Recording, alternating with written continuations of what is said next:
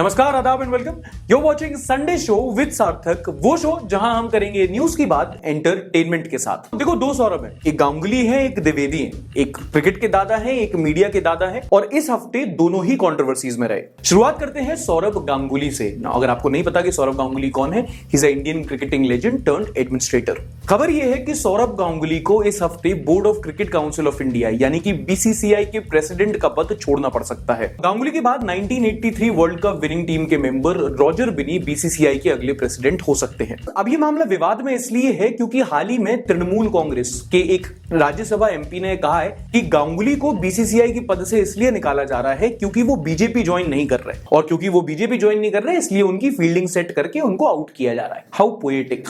हालांकि सौरभ गांगुली ने अभी तक इस मामले में चुप्पी बनाई रखी है, इसके पॉलिटिकल एंगल पे कुछ बोला नहीं है, बट कोहली फैंस आजकल इसके खूब मजे ले रहे हैं। If you know you know. अब देखो, इस न्यूज में कोई चौंकाने वाली बात नहीं है, बड़े बड़े गेम्स में ऐसी छोटी छोटी बातें होती रहती हैं। सुनीता, अरे सुनीता नहीं, सैनोरिटा। हाँ, मैं सुनीता बोलूंगा, मेरी मर्जी। बड़े आए। चलो, पॉलिटिक्स की बात हो ही रही है तो दूसरे वाले सौरभ की बात करते हैं जो न्यूज बनाते बनाते इस हफ्ते खुद ही न्यूज बन गए। सौरभ द्विवेदी एक वेटरन जर्नलिस्ट और न्यूज पोर्टल लल्लन टॉप के चीफ एडिटर। अब मैटर ये हुआ कि हाल ही में सोशल साइट ट्विटर पर किसी ने सौरभ द्विवेदी के पुराने ट्वीट्स निकाल दिए, लगभग 2015-16 के लगभग 7-8 साल पुराने ट्वीट, जिसमें वो प्राइमरीली राहुल गांधी पर पप्पू जोक्स मार रहे थे। And it's not that he tried lame jokes, the worst part is he couldn't pull it off. अब देखो, normally these tweets would pass as humour, but एक ये बात कोई डिनाई नहीं की जा सकती है कि कुछ एक आध ट्वीट में सौरभ जी अपने स्टैचर के हिसाब से थोड़ा बिलो द बेल्ट हो गए थे। सच पूछिए भूषण भाई, तो आप बकचोदी कर तो रहे हैं। खैर, सौरभ द्विवेदी जी ने अपने ट्वीट्स के लिए माफी मांग ली है। उन्होंने कहा है कि जो इनके ट्वीट्स हैं ये उनके अतीत का हिस्सा है। ये जो उन्होंने भाषा शैली का प्रयोग किया है उसके लिए वो शर्मिंदा है। अब उनके विचार बदल चुके हैं और उसके लिए वो माफी मांगते हैं। मैं तब उस तरह से सोचता था, गलत सोचता था, जिस भाषा का इस्तेमाल किया गया था जिसमें कहीं कहीं द्व्यर्थीपन था, कहीं कहीं मौज लेने की बात थी, लेकिन जो संसदीय मर्यादा को लांघ गई वो गलत थी। मैं माफी मांगता हूं उन सभी अलग अलग पार्टियों के समर्थकों से जिन्हें मेरे पूर्व अवतार के इस तरीके से सामने आने पर अफसोस हुआ। He owned up to his mistakes and he apologized, which is something we should always appreciate. क्योंकि इंसान जैसे जैसे इवॉल्व करता है वो अपने विचारों को बदलता है, उनमें सुधार करता है, और अगर वो अपने विचारों को इंट्रोस्पेक्ट करके उनमें अपने आप में आत्ममंथन करके वो उसमें माफी मांगता है तो वो ये उसकी समझदारी है, और अगर आप उसको माफ कर देते हैं तो ये आपका बड़प्पन है। And now major controversy Saurabh Dwivedi ji की ह्यूमर लेवल पर नहीं हुई, बल्कि इस बात पर कि उन्होंने राहुल गांधी को पप्पू क्यों बोल दिया। And this is something I just don't understand. मैं पिछले हफ्ते की वीडियो के कमेंट सेक्शन में भी एक सज्जन मुझे बोल रहे थे कि आपने राहुल गांधी को पप्पू नहीं बोलना चाहिए, और मैं जेन्युइनली समझना चाहता हूं कि भाई क्यों, मतलब एक पॉलिटिशियन को हम प्यार से निकनेम क्यों नहीं दे सकते, उनका मजाक क्यों नहीं बना सकते, और अगर हम एक का नहीं बना सकते तो फिर मोदी जी का भी मत बनाओ, उनको बेचारों को यूएपीए लगाना पड़ जाता है। अगर आप कांग्रेस सपोर्टर है तो मुझे बताओ कि अगर हम मोदी जी पर मजाक कर सकते हैं तो हम राहुल जी पर क्यों नहीं कर सकते। तोड़ा कुत्ता टॉमी, साडा कुत्ता कुत्ता। Now what I mean to say is कि एक डेमोक्रेसी में, एक लोकतंत्र में हमारे पास अपने लीडर्स का मजाक उड़ाने, उन पर सटायर करने का हक होना चाहिए। अगर फीकू, पप्पू, गुल्लू नहीं बोलेंगे देन व्हाट्स द फन। इस मामले में I like Shivraj Singh Chouhan. And I am not joking, इनके विकिपीडिया पेज की पहली line calls him mama and he is very cool about it. और ये जो रिसेंटली ट्रेंड हुआ है ना, प्रेज द हाइनेस और वी विल बेल्ट यू, अभी हर पार्टी के सपोर्टर करने लगे हैं। मतलब क्या मोदी जी की मिमिक्री नहीं कर सकते, राहुल जी को पप्पू नहीं बोल सकते, बस कर लेंगे तो क्या घर से उठा लोगे? 2 मिनट में सॉरी बोल दूंगा। अगली कंट्रोवर्सी हुई दिल्ली चीफ मिनिस्टर अरविंद केजरीवाल जी के साथ। इनको तो केजरू बोल सकते हैं ना, मजाक के मामले में आप वाले बहुत प्रोग्रेसिव है, वो तो थप्पड़ भी खा लेते हैं। और बाकी कलेशों की तरह ये वाली कंट्रोवर्सी भी ट्विटर पर ही हुई। किसी ट्विटर यूजर ने पॉइंट आउट किया कि अरविंद केजरीवाल एक ट्विटर हैंडल को फॉलो कर रहे हैं @SB4Keeps, और एसमी जी की अगर आपको आईडी के बारे में बताऊं तो ये थोड़ी, मतलब अब हर चीज थोड़ी बताऊंगा यार, कुछ तो समझ जाओ तुम लोग। ना इससे पहले आप इस सज्जन के बारे में कुछ गलत सोचो, मैं आपको बता दूं कि ये एक मैनिपुलेटेड न्यूज थी। मतलब कि ये जो हैंडल था @SB4Keeps, ये पहले कुछ और था। इसमें चाइल्ड डूइंग शिट करके कुछ क्यूट वीडियोस आती थी, पहले कुछ और था, बाद में कुछ और हो गया। मतलब क्यूट बॉय से पेटीएम गर्ल वाला सिस्टम है। एंड पॉसिबली केजरीवाल ने भी उनको तभी फॉलो किया होगा। इनकी गलती ये थी कि भूल गए, बट अब तीर कमान से निकल चुका था। ऑपोजिशन पार्टी वालों ने केजरीवाल को टारगेट करना शुरू कर दिया कि भाई ये क्या हो रहा है, आप तो ट्विटर पे पॉर्न देख रहे हो, बाकी नेताओं की तरह पार्लियामेंट में देखो। और भाई इतना सीरियस तुम लोग क्यों हो जाते हो? चलो एक पॉइंट के लिए मान लो कि एक आध फोटो यहां वहां देख भी ली, तो क्या भाई इंजीनियर आदमी है, cut him some slack.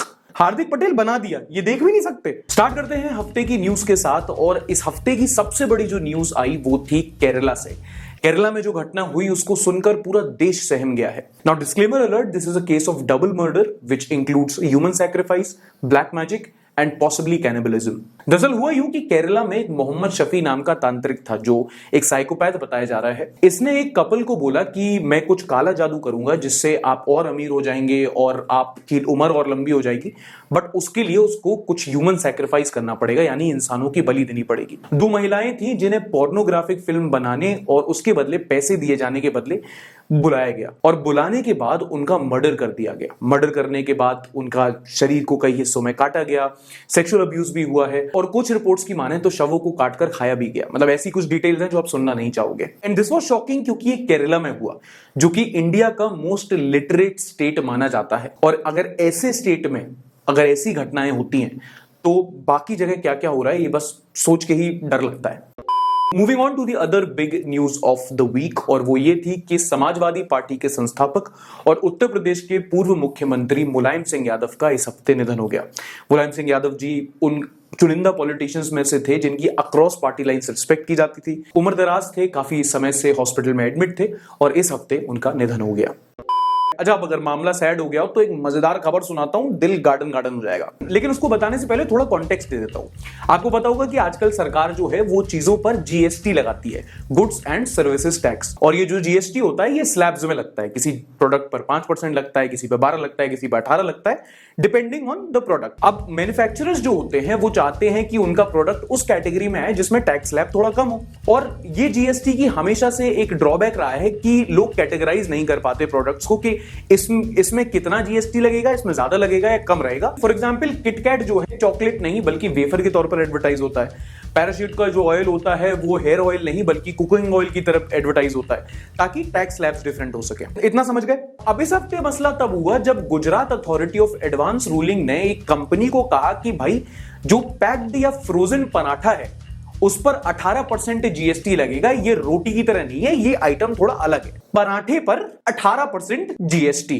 Now point to be noted, इसके पहले दही पर भी जीएसटी लगाया था। मतलब पंजाबियों के नाश्ते के पीछे तो हाथ धोकर पड़ गए हैं लोग। नाउ मजे की बात यह है कि कोर्ट ने कहा है कि पराठे लग्जरी आइटम में आते हैं। पराठे वो आइटम जो जिससे पूरी देश का नाश्ता चल रहा है वो लग्जरी आइटम में आते हैं, अमीरों के शौक है। मतलब मेरे लिए इतना whole life was a live moment था ना, पूरी स्कूल लाइफ मैंने नाश्ते में पराठे खाए।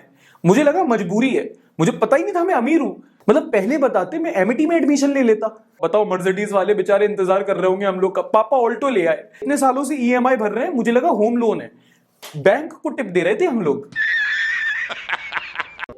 अच्छा, आप में से गूगल क्रोम का इस्तेमाल कौन कौन करता है? और अगर आप करते हैं तो ध्यान से सुनना, आप ही के लिए न्यूज है। हाल ही में एटलस वीपीएन की एक रिपोर्ट में पता चला है कि Google Chrome is this years most vulnerable web browser. Vulnerabilities मतलब एक वेब ब्राउजर कितना सेफ है या कितना अनसेफ है। और इस रिपोर्ट के मुताबिक गूगल क्रोम में इस साल 3000 से ज्यादा वल्नरेबिलिटीज निकली हैं। इसके बाद जिन ब्राउजर्स का नंबर आता है वो है फायरफॉक्स, माइक्रोसॉफ्ट एज और एप्पल का सफारी। हालांकि अगर आप क्रोम का इस्तेमाल करते हैं तो डरने की कोई बात नहीं है, आप ऐप का लेटेस्ट वर्जन डाउनलोड करके इसको फिक्स कर सकते हो। अगली न्यूज कुछ ऐसी है जो मुझे, आपको, हम सबको इंट्रोस्पेक्ट करने पर मजबूर कर देगी। इस हफ्ते WWF ने एक रिपोर्ट ये वाला WWF तुम बड़े नहीं हुए क्या यार? फिर कहते हो स्नेहा भाव क्यों नहीं दे रही। WWF यानी कि वर्ल्ड वाइल्ड लाइफ फंड ने इस हफ्ते एक रिपोर्ट निकाली है और बताया है पिछले 50 सालों में यानी कि 1970 से लेकर 2022 तक दुनिया भर की जो वाइल्ड लाइफ पॉपुलेशन है, यानी कि प्रकृति में इंसानों के अलावा जितने भी जीव जंतु हैं उनकी पॉपुलेशन में 70% की गिरावट आई है। इस रिपोर्ट में लगभग 5000 स्पीशीज गिने गए और पाया गया कि जहां इंसानों की पॉपुलेशन बढ़ी है बाकी ऑलमोस्ट हर स्पीसीज की पॉपुलेशन गिरी है। खासकर लैटिन अमेरिका और कैरेबियन रीजन में जहां वाइल्ड लाइफ 94% से घट गई है। इसके बाद अफ्रीका, एशिया पैसिफिक का नंबर आता है जहां दोनों जगह 50% से ज्यादा वाइल्ड लाइफ लॉस हुआ है। और सिर्फ जमीन पर नहीं, पानी के जीव जंतु की भी पॉपुलेशन कम हुई है। और इसकी वजह आप प्रेडिक्ट कर सकते हो climate change, loss of habitat and other man made reasons. और ये इंसानों के लिए कोई खुशी की बात नहीं है कि हमारी संख्या बढ़ रही है, बाकी सबकी कम हो रही है। प्रकृति में सब इंटरडिपेंडेंट होते हैं। अगर बाकी जानवरों की बायोडाइवर्सिटी में दिक्कत आएगी और पूरा अगर इकोसिस्टम का बैलेंस अगर बिगड़ेगा तो हम और आप पर भी असर पड़ेगा, और अगर ये सब विलुप्त हुए तो हमारे एग्जिस्टेंस पे भी एक बड़ा सवालिया निशान आ जाएगा। मस्क भाई जल्दी मार्स ले चलो, टिकट में डिस्काउंट दे देना मुझे, मैं यूट्यूबर हूं ना। और सुनो, अभी तो पार्टी शुरू हुई है, न्यूज बताऊंगा एकदम टिच, कर्मा इज अ बिच। आपको याद होगा कि कुछ ही टाइम पहले न्यूज आई थी जिसमें पहली बार इंसानों के खून में माइक्रोप्लास्टिक मिला था। अब ऐसी ही एक और न्यूज आई है जहां साइंटिस्ट ने पाया है कि ऐसा पहली बार हुआ है जहां अनबॉर्न बेबीज में, यानी कि गर्भ में जो बच्चे हैं जो अभी तक पैदा नहीं हुए हैं, उनके शरीर में एयर पॉल्यूशन पार्टिकल्स मिले हैं। और चौंका देने वाली बात यह है कि जिन प्रेग्नेंट महिलाओं पर स्टडी की गई वो स्कॉटलैंड और बेल्जियम की थी, मतलब वो कंट्रीज जहां पॉल्यूशन लेवल्स उतने नहीं होते जितने हमारे देशों में होते हैं। और ये महिलाएं जो थी वो नॉन स्मोकर्स भी थी, तो ये भी नहीं है कि सिगरेट का कोई रीजन हो इसमें। देखो, ये सब न्यूज बताने से मेरा मकसद आपको डराना नहीं है, बल्कि आपको ये बताना है कि जहां न्यूज चैनल आपको मंदिर, मस्जिद, हिंदू मुस्लिम के मुद्दे पर लड़ा रहे हैं, असली लड़ाई कहीं और चल रही है।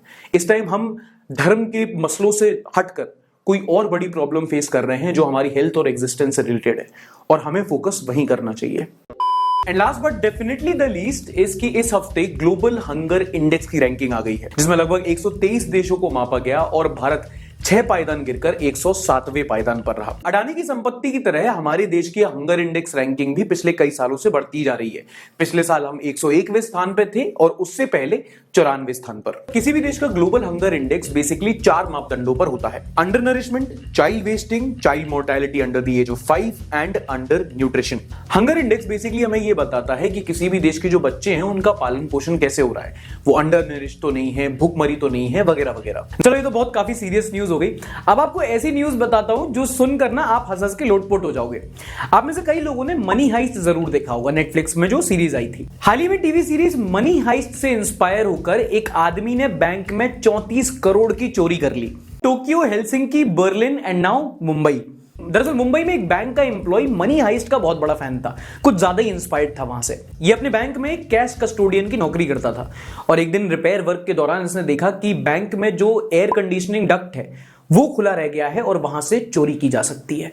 और इसको वहां के सिक्योरिटी सिस्टम्स पहले से पता थे, तो उसने किया क्या कि एक रात चोरी का प्लान बनाया। बैंक के जो अलार्म सिस्टम्स हैं उसको ऑफ किया, सीसीटीवी के हार्ड ड्राइव को डिलीट किया और रातों रात बैंक में चोरी कर दी। और फिर क्या, अगले दिन जाके इसको करना कुछ नहीं था, बस शॉक्ड होने की एक्टिंग करनी थी। तो मनी हाइस्ट से उतना तो सीख ही गए थे। बट अनलाइक मनी हाइस्ट, इनका चोरी का प्लान तो बड़ा सॉलिड था, इनका एग्जिट प्लान उतना सॉलिड नहीं था, ये पकड़े गए। अगली वीडियो एक बड़ी वायरल हुई कानपुर से, जहां पर ये देखा जा सकता है कि एक पुलिस वाला चोर की जेब से मोबाइल चोरी कर लेता है। मतलब पुलिस चोर की जेब से चोरी कर रही है। ये हैं आपके अच्छे दिन।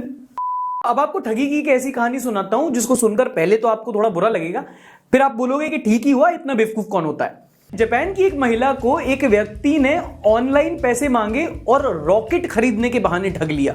हुआ यूं कि जापान की एक 65 साल की महिला को इंस्टाग्राम पर एक एस्ट्रोनॉट का मैसेज आया जो अपेरेंटली इंटरनेशनल स्पेस स्टेशन में रहता था। दोनों की चैटियाएं शुरू हुई, फिर चैटियाएं हुई तो फिर बाद में एस्ट्रोनॉट ने बोला कि भाई मुझे तुमसे प्यार हो गया है, मैं जमीन पर आके तुमसे शादी करना चाहता हूं। बट उसमें एक दिक्कत यह है कि मुझे उसके लिए एक रॉकेट खरीदना पड़ेगा जिसके लिए मुझे थोड़े पैसों की जरूरत होगी। इस महिला ने उस ऑनलाइन एस्ट्रोनॉट को $27,000 यानी कि करीब 24 लाख रुपए दे दिए। फिर वो तो जमीन पर नहीं आया बट ये सड़क पर जरूर आ गई। भाई आगे स्वाद। Now point of advice ladies, Instagram पर आशिकी नहीं लड़ाने का। यहां पर लड़के उधार का चश्मा और उधार की बाइक लेकर टॉम क्रूज बने घूमते हैं। तो ये तो थी कुछ नॉनसेंस न्यूज। अब इस हफ्ते की कुछ पॉजिटिव यानी कि कुछ सकारात्मक न्यूज की तरफ बढ़ लेते हैं। इस महीने की 10 तारीख को हमने मनाया world mental health day. Now इससे पहले मेंटल शब्द सुनकर हमारी सीनियर जनरेशन थोड़ी हकबका जाए, आपको बता दूं कि mental health is a serious concern not only in the country but across the globe. हमारे देश में एंजाइटी, डिप्रेशन या मेंटल हेल्थ रिलेटेड इतने ज्यादा केसेस हैं that we are the most depressed country in the world. अरे भाई साहब, ये मेंटल हेल्थ कुछ नहीं है, ये कमजोर बच्चे हैं। ये हमारे जमाने में तो कुछ नहीं होता था, ये आजकल के चोचले हैं सब। और डिप्रेशन के केसेस खासकर यंग जनरेशन में ज्यादा पाए जाते हैं, क्योंकि देखा गया है कि जब से सोशल मीडिया एरा में जब से हम रह रहे हैं तब से एंजाइटी का लोग ज्यादा सामना कर रहे हैं। अरे बुरा तो लगेगा, दिन भर बर्गर पिज्जा वगैरह खाते रहते हैं सनाप। कुछ अच्छा पौष्टिक खाएं तो अच्छा लगे। और उससे भी बड़ी बात यह है कि अभी एज अ सोसाइटी हम मेंटल इलनेस को या तो एक स्टिग्मा मानते हैं या तो हम उसे मानते ही नहीं है। अरे ना पढ़ने के बहाने हैं, दिन रात दोस्तों के साथ घुमा लो तब नहीं होता इनको डिस्प्रेशन।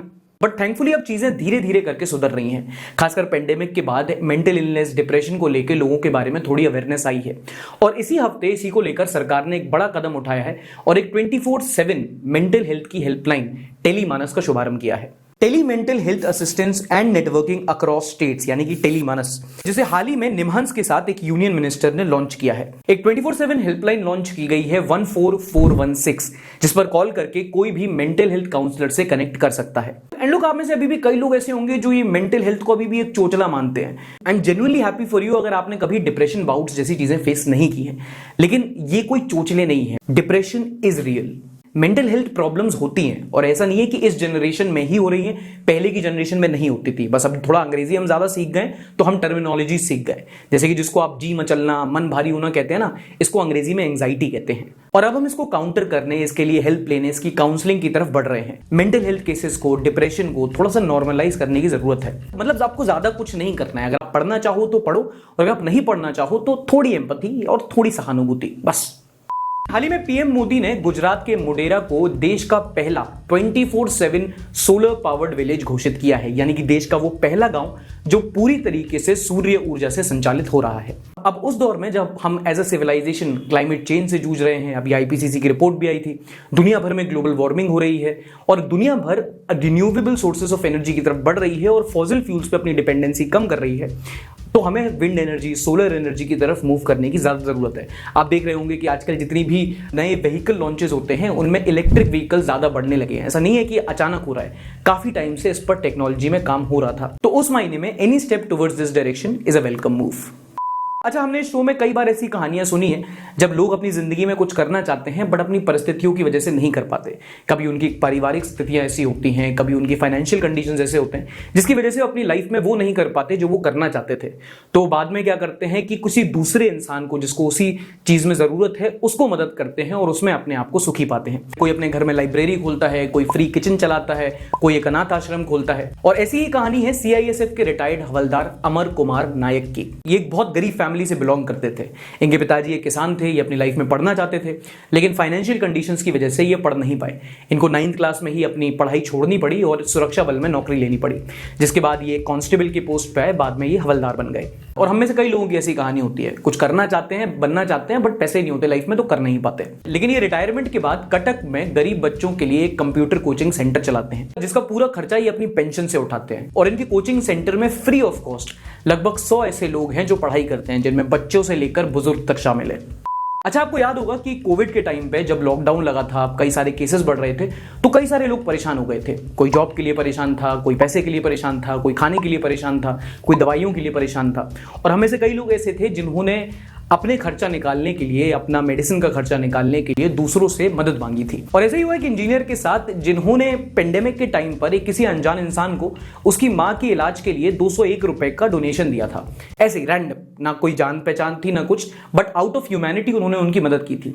आज 1.5 साल बाद उनको उनके मोबाइल पर नोटिफिकेशन आया कि उस इंसान ने उनको उनके पैसे लौटा दिए हैं, 201 रुपए वापस कर दिए।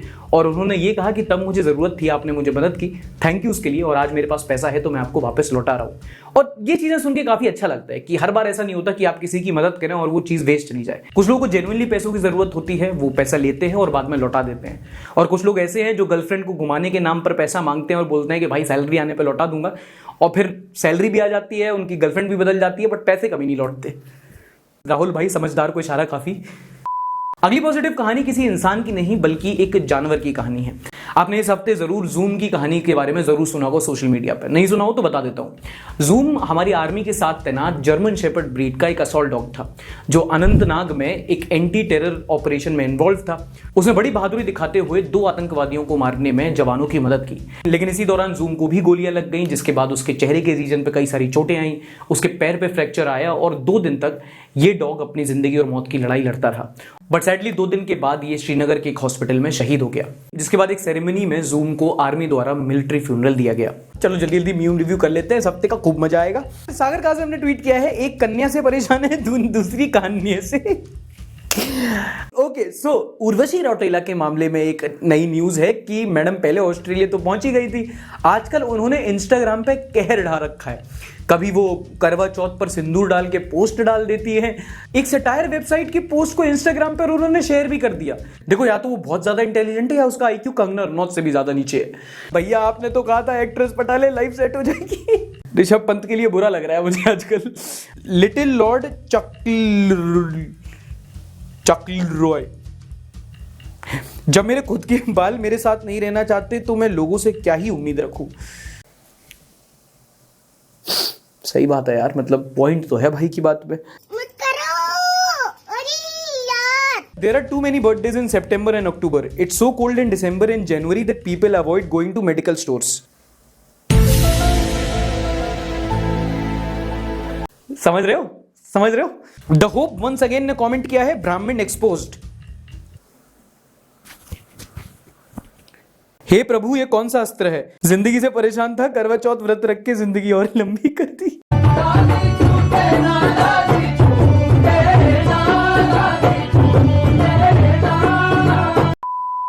प्रिंसीपल वाइस प्रिंसीपल ਹੈਡਮਾਸਟਰਾਂ ਦੇ 70 80 100 ਦੇ ਬੈਚਸ ਨੂੰ ਸਵਿਟਜ਼ਰਲੈਂਡ ਫਿਨਲੈਂਡ ਨਾਲ ਸਿੰਗਾਪੁਰ ਪਲੱਸ ਆਕਸਫੋਰਡ ਹੇਵਰਡ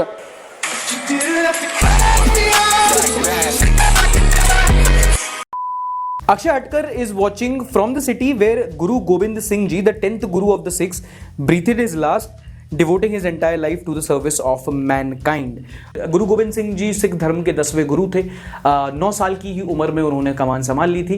उसके बाद उनकी मृत्यु जो हुई थी वो हुई थी नांदेड़ में, जब वो एक अपने कैंप में थे और वजीर खान द्वारा 2 असैसिन्स थे जो आए थे जिनको उनके कैंप का एक्सेस मिल गया था, जिसमें से एक ने उनकी हत्या कर दी थी और ये हुआ था 7 अक्टूबर 1708 में।